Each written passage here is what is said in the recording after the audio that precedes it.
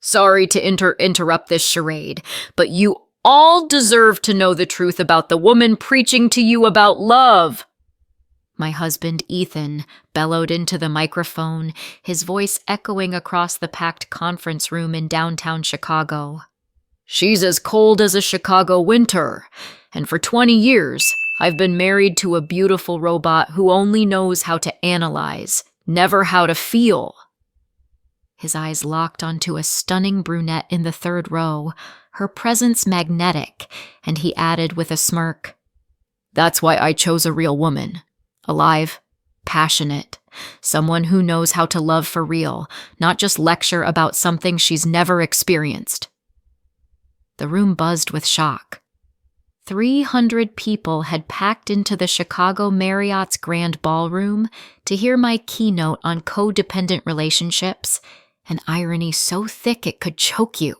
This was my program, the culmination of 15 years counseling couples, and Ethan was supposed to join me on stage as the co-founder of our therapy practice. But I knew this was coming. I'd known it since I caught him flirting with that brunette backstage, her effortless beauty, long legs in skinny jeans, dark hair cascading over her shoulders, and that look in her eyes, both innocent and smoldering. I'd played the role of the oblivious wife, but I was anything but. The first 40 minutes of my talk had gone flawlessly. I spoke about trust, about building mature relationships without losing yourself. The audience was rapt. Some scribbled notes, others leaned forward, hanging on my words. Ethan sat in the front row, nodding occasionally, playing the part of the supportive husband. The brunette, seated in the third row, exchanged fleeting glances with him. I saw it all but kept my composure, my voice steady, my smile professional. Then, without warning, Ethan stood, strode to the stage, and snatched the microphone from my hand with a gesture both smooth and commanding. The crowd murmured, intrigued, as I continued speaking, thinking he might add a supportive comment about mutual respect in marriage. "Excuse me for interrupting," he said, his tone dripping with sarcasm that didn't miss a single ear in the room. "But it's time you all knew the truth about the woman preaching healthy relationships." He flashed that smug grin he used when he wanted to assert dominance. I stood beside him, frozen, as the world seemed to collapse in slow motion. The room fell deathly silent, punctuated only by the clicks of smartphone cameras. "I'm leaving my wife," Ethan declared, addressing the crowd like he was announcing a new Netflix special. "I'm done living with a theorist, not a woman. I'm tired of lectures instead of conversations, analysis instead of feelings. She's great at fixing other people's marriages, but didn't even notice her own falling apart." The room erupted in gasps. A few people pulled out their phones to record. The brunette gazed at him with adoration, as if he'd just scaled Everest. Ethan set the microphone down with a theatrical flourish and sauntered toward the exit. At the door, he turned back, his voice cutting through the stunned silence. "Good luck finding real love, sweetheart. You'll need to find the woman in you first." The door slammed shut, a deafening finale to his performance. I stood alone on stage, bathed in the harsh glow of the spotlights, facing 300 pairs of eyes filled with pity, curiosity, and barely concealed glee. My hands didn't tremble. My heart didn't race. A strange, almost detached calm settled over me. Then I smirked. Not a smile, but a knowing smirk that said, "I saw this coming." "Well," I said, picking up the microphone, my voice steady and laced with dry humor, "it seems we've just been treated to a live demonstration of codependent behavior. Thank you, Ethan, for the vivid example." A few nervous laughs rippled through the crowd. Someone in the back sniffled.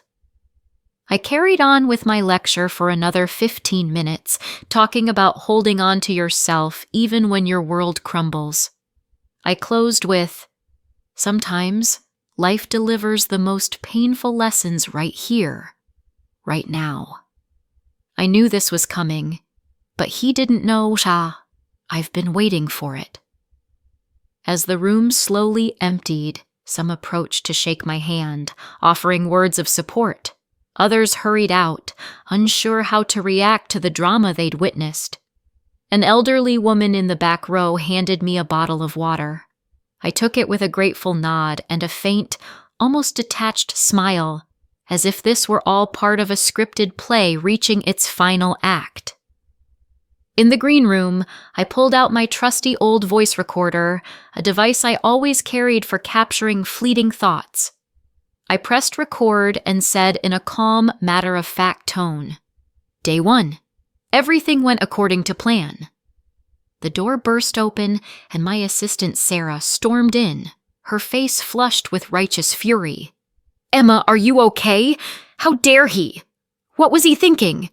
she sputtered, her voice trembling with indignation. I switched off the recorder and met her gaze with that same eerie calm. "Sarah, breathe," I said, removing my earrings and placing them carefully in a velvet box. "Call Michael Thompson. Tell him we'll need a consultation tomorrow if he's free." Michael was our lawyer, the one who'd handled the practice's legal affairs since its inception. Sarah blinked, stunned. "A lawyer? Now? Emma, shouldn't we?" "A lawyer," I repeated, my voice carrying the unshakable certainty of a surgeon before a high-stakes operation. "Everything needs to be precise. No emotions. Just the plan." An hour later, we were in my office at the practice. I opened the safe and pulled out a thick, meticulously labeled folder, prepared over a year ago. Sarah watched as I spread the documents across the desk with the precision of a forensic analyst. "The practice has been transferred to Dr. Laura Bennett," I said, showing her the paperwork confirming the change of ownership. "My old college friend. She's been running her own therapy practice in Seattle for 15 years. All the documents are in order, signatures notarized." Sarah's eyes widened, her jaw dropping. I opened my laptop and pulled up a file I'd been working on for 8 months. The title flashed on the screen. "Toxic Marriage, a Psychological Autopsy." The subtitle read, "The Story of a Woman Who Studied Others' Relationships While Losing Her Own." "Is this a book?" Sarah whispered, staring at the screen. I scrolled through the document, nearly 100 pages, divided into chapters with titles like "When the Therapist Becomes the Patient," "The Anatomy of Devaluation," and "Spotting a Narcissist in Your Own Bed." I opened another file. A detailed plan for publishing chapters on my blog, a marketing strategy, and contacts for editors already interested in the manuscript. "He wanted a show," I said, closing the laptop. "He's going to get one. He'll be in the epigraph." Sarah sank into a chair, staring at me like she was seeing me for the first time. You planned all this?" "I knew he'd crack eventually," I replied, sliding the documents back into the folder. "Ethan can't stand being second fiddle. For the last 2 years, as my career took off, it ate him alive. I just gave him the stage to show the world who he really is." I leaned back, a faint smile playing on my lips. "I didn't just know he'd derail the talk. I built it into the presentation. Codependency as the theme, a packed room, my rising fame. It was all a red flag to his ego. I even suggested he come, told him I needed his support, that it'd be great if he said a few words at the end. He thought it was a compliment." The next morning, Ethan posted a video to his Instagram and TikTok. Someone in the audience had recorded the entire scene, from his march to the stage to the door slamming behind him. The video was edited professionally, close-ups of his smug face, my stunned expression, the crowd's murmurs. The caption read, "Lesson number 1 for every man, never build a business with your wife." I sat in my office, a Starbucks latte in hand, watching the view count climb. 500? 1,000. 2,000 in the first hour. The comments poured in, most of them viciously against me. Poor guy, how much did he put up with that ice queen? She's not even a woman, she's a walking TED Talk. Psychologists are the most screwed up people. Look at her, not even crying. Total sociopath. I read every single one, unflinching, cataloging the harshest for future chapters. Cold, emotionless, incapable of real intimacy. Each word was fuel for my writing. I picked up the phone and called Catherine Brooks, an editor at Penguin Random House. "Kate, it's Emma Carter. Remember we talked about the book on toxic relationships? The chapter on devaluation needs to go first. I've got some explosive new material." Kate's intrigued laugh crackled through the line. "Emma, I saw that video. Half of Chicago's seen it. You okay?" "I'm fine," I said, my voice steady. "And I've got a story that'll hook readers from page 1. Sarah burst into the office as I hung up, her face a mix of worry and outrage. "Emma, you have to respond. You can't let him trash you like this. People will believe him." "Let him talk," I said, opening a new document. "We listen, then we speak louder." The title of the new chapter wrote itself. Surviving Public Devaluation. A Roadmap to Reclaiming Your Voice. That evening, I met with Rachel Parker, a former client, at a cozy diner on Michigan Avenue. 2 years ago, her husband had humiliated her at his company's annual gala, announcing their divorce in front of colleagues and blaming her for draining his soul. She'd come to me broken, convinced she was the problem. Over milkshakes, Rachel shared details she'd never revealed in therapy. How her hands shook as her husband spoke. How she felt the weight of every stare. How she didn't recognize herself in the mirror afterward. "I want to use your story in the book," I said, "with names and details changed, but the core intact. People need to know public humiliation isn't random.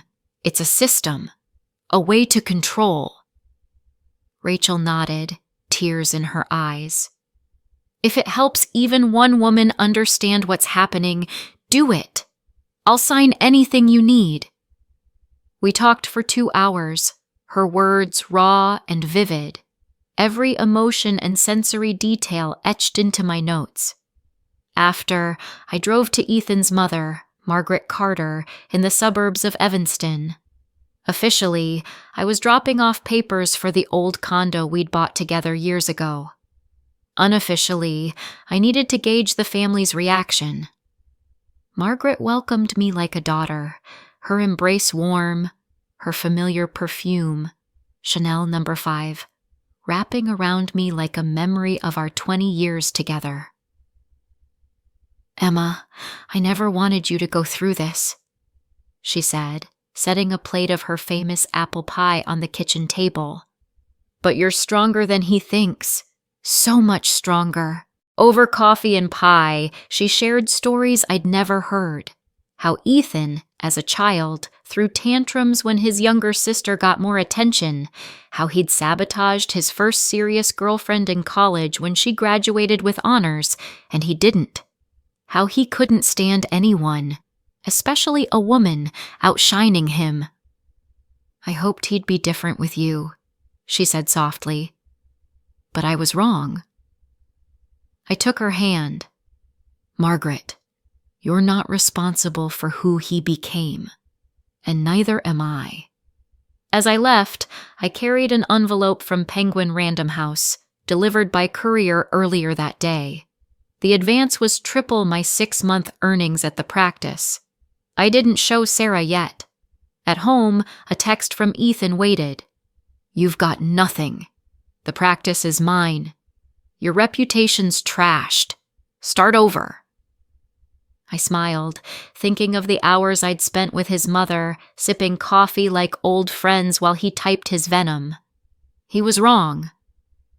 A week later, Ethan filed a lawsuit, 12 pages of theatrical accusations demanding 50% of the practice, claiming my methods were based on his ideas, that I'd used our personal life in my talks without consent, and accusing me of psychological manipulation and abuse. The last claim was particularly vicious. He alleged I'd engineered situations to make him feel inferior, that my profession was a tool to dominate him. Michael Thompson read the lawsuit aloud in his office, his eyebrows rising occasionally. When he finished, silence hung in the air. "That's it?" I asked. "Legally, yes," he said, spreading his hands. "It's dramatic, emotional, but Emma, he doesn't know you transferred the practice to Laura Bennett a year ago. She's the sole owner, and every document is airtight." I nodded. A year ago, when I first felt our marriage fracturing, when Ethan began openly criticizing my work and hinting my success threatened our relationship, I'd taken steps. Transferring the practice was one of them. "And the book?" I asked. "Your book's based on professional expertise and research. No identifiable personal details. He could sue every therapist in America. We all write about the same patterns." The next day, an article appeared in Psychology Today. "When the therapist stays silent, a book is born." The journalist, Olivia Harper, specialized in mental health stories. I didn't mention Ethan directly, only reflecting on the challenge of being a relationship expert while trapped in a toxic marriage. How women often endure emotional and psychological abuse in silence, and how even professionals can miss the red flags in their own lives. The article racked up 10,000 shares in a day. Ethan retaliated with a press conference in a rented room at a Loop business center, inviting local reporters. For an hour, he painted me as a professional victim, building a career on others' tragedies, a cold, calculating woman who used people as book fodder. "She turned our marriage into an experiment," he said, staring into the cameras. "She observed, recorded, analyzed, and now she's selling it as her heroic survival story." I watched the live stream on my phone, sitting in a WBEZ radio studio, preparing for a podcast with renowned psychiatrist Dr. Daniel Friedman. "What do you say to that?" he asked as the stream ended. For the first time, I spoke my truth on air. I was married to a man who thought my profession was a game of giving advice, that psychology isn't a science, but a way to manipulate people. He was wrong. And now, by trying to discredit me publicly, he's proving every word in my book. Some people can't handle others' success, especially when it's a woman's. The podcast dropped the next day, amassing 500,000 listens in a week. As I left the studio, multiple publishers messaged me with offers. One stood out for its brevity. "Now it's your voice." The podcast's intro music was a melody Ethan had composed for my birthday 5 years ago, calling it "the music of your soul." Now, it was the soundtrack to my liberation. Ethan showed up unannounced on a Wednesday evening. I was writing a new chapter when the doorbell rang. Not the intercom, meaning he'd kept his old key or a neighbor let him in. Through the peephole, I saw him, slumped, disheveled, a shadow of the man who'd stormed my stage. Unkempt hair, uneven stubble, wrinkled shirt. This wasn't the theatrical Ethan. This was a man who knew he was losing. I opened the door, keeping the chain on. "I need to talk," he said, his voice heavy with exhaustion. "Through lawyers," I replied. "It's cleaner that way." "Emma, please. 5 minutes."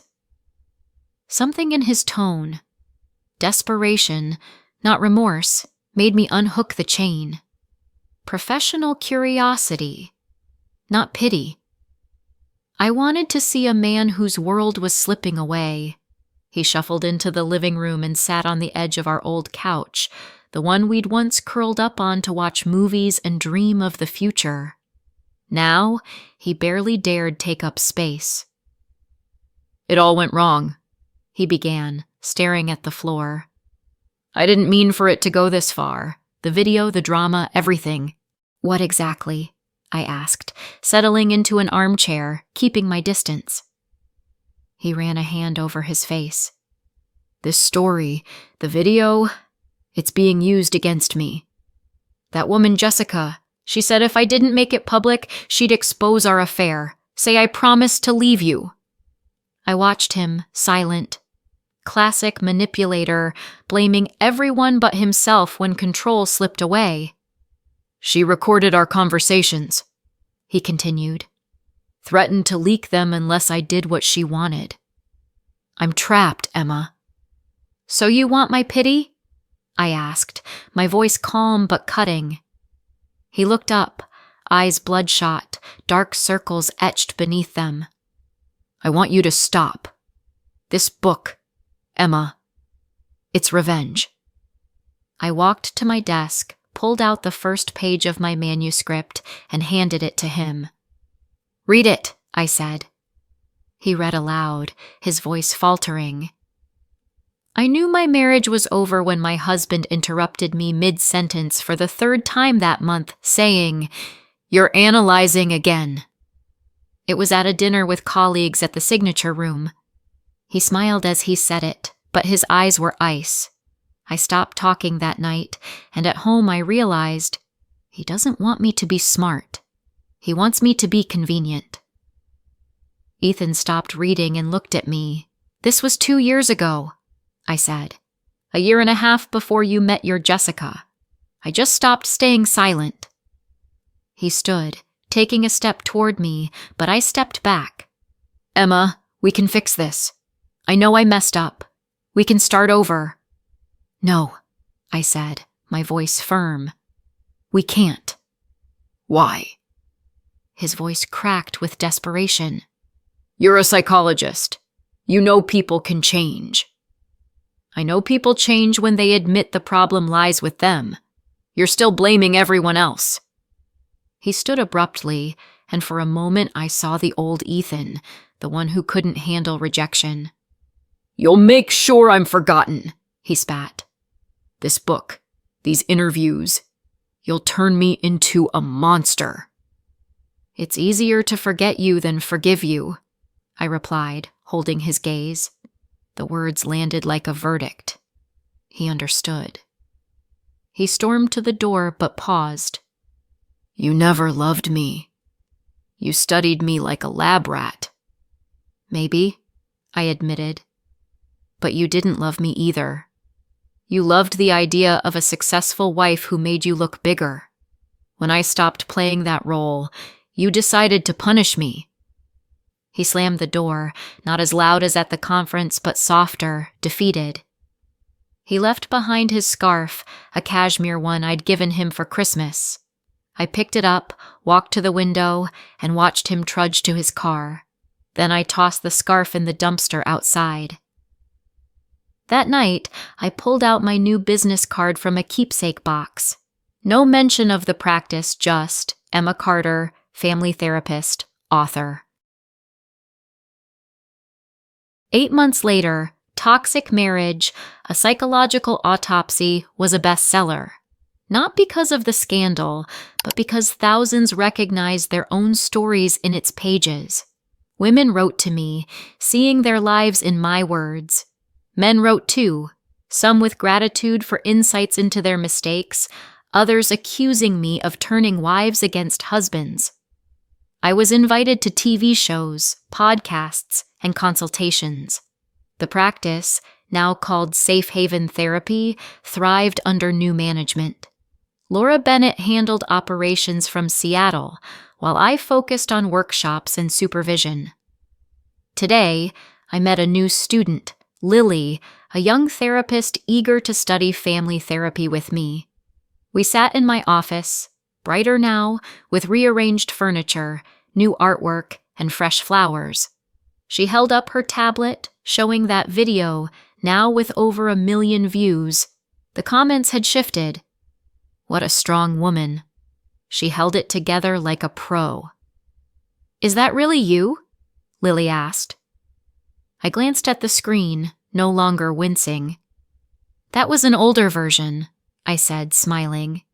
"Very theoretical." After our meeting, I walked along Lake Michigan, the wind carrying the first drops of rain. For the first time in years, I wasn't rushing. I let the rain touch my face, feeling free.